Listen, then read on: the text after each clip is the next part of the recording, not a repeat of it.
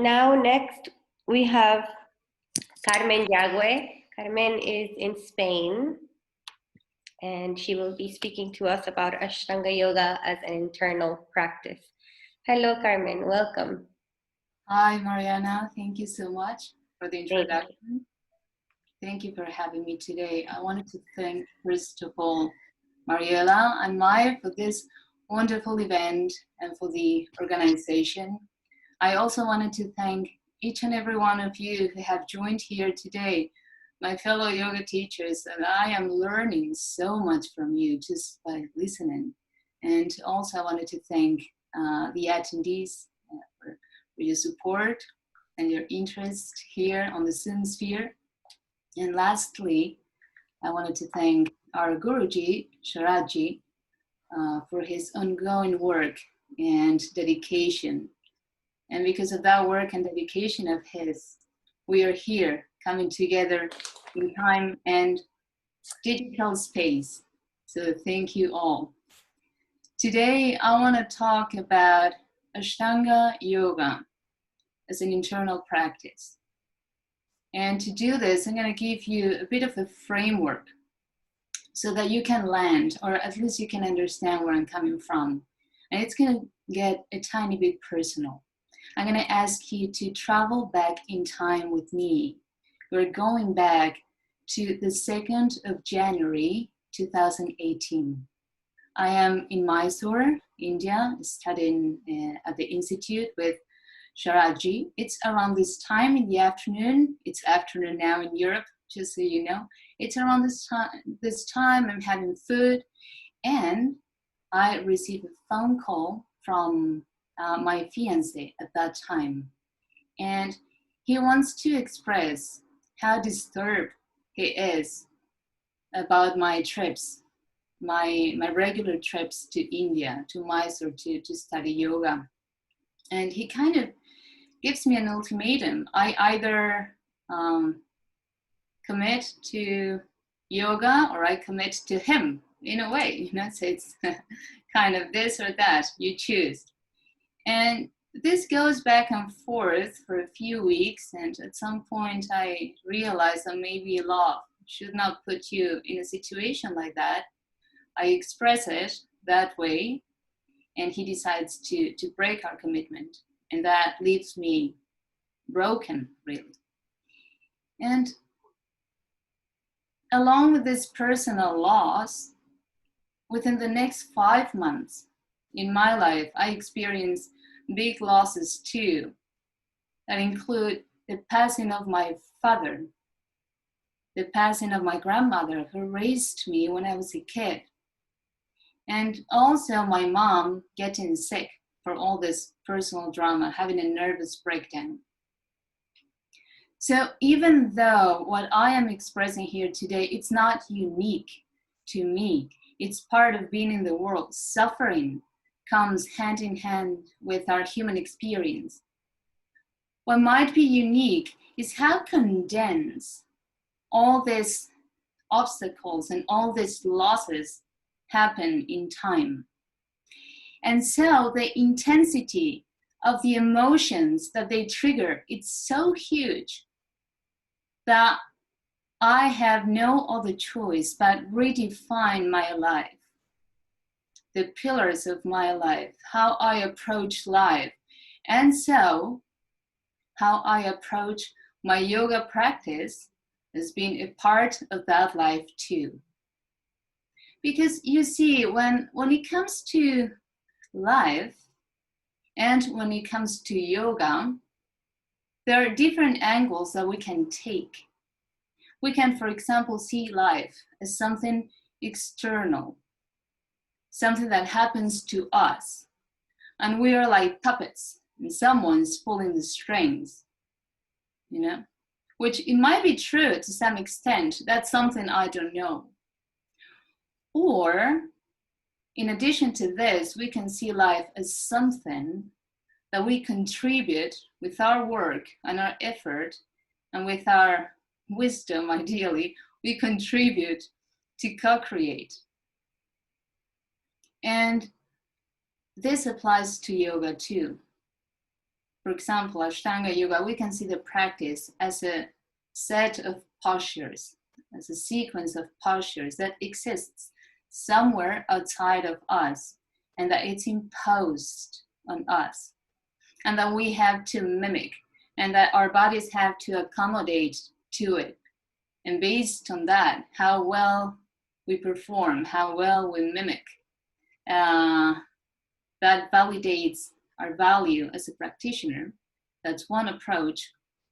Or we can go a little deeper, which is something that I'm probably voicing what has already been said here. We can go deeper and see practice as a movement of energy inside of us. And I'm gonna get a little more specific, a little more granular, so that you can take something away from this talk.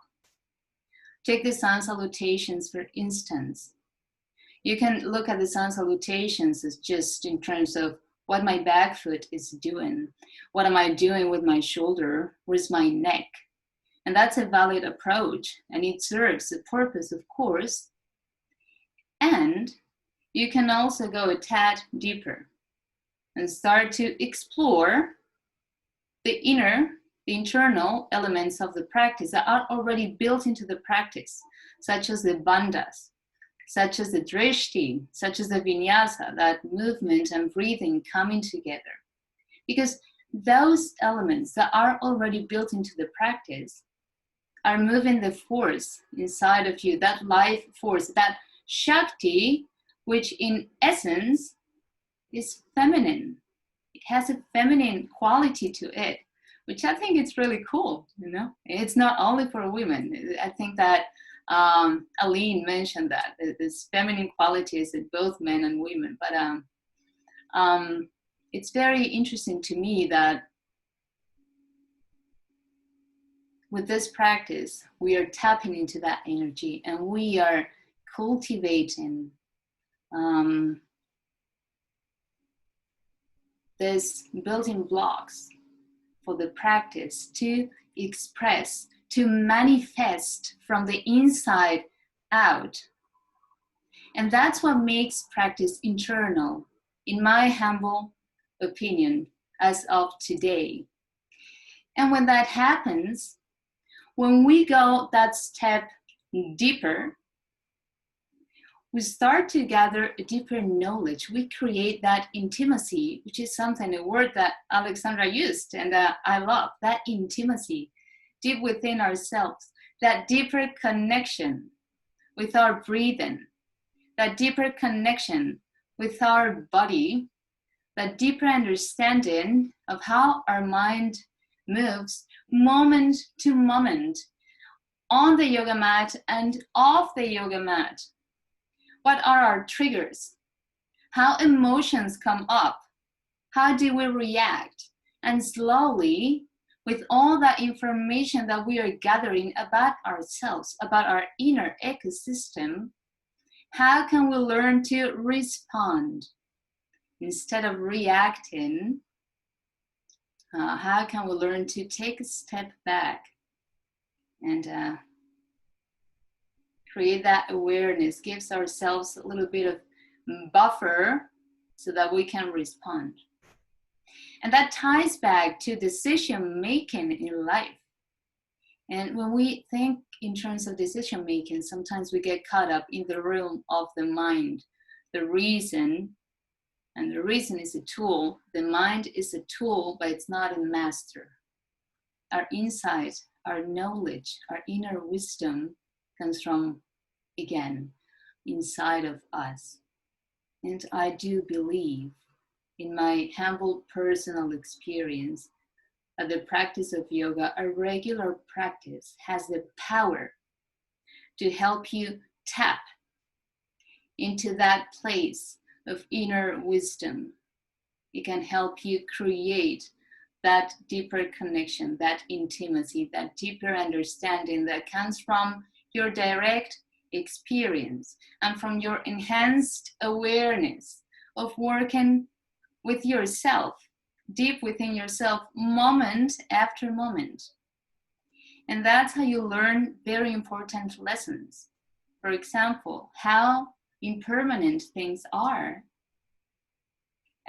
who you are, which many things comes from that knowledge, many things comes from what you are not. It's the nitty. I am not this, I am not this. It's a process of self-inquiry, which is at the root of the practice of yoga. So I guess that to wrap up today and offer one finishing thought, the practice of yoga is a tool that can help us enhance our life. It's a tool to make our lives richer.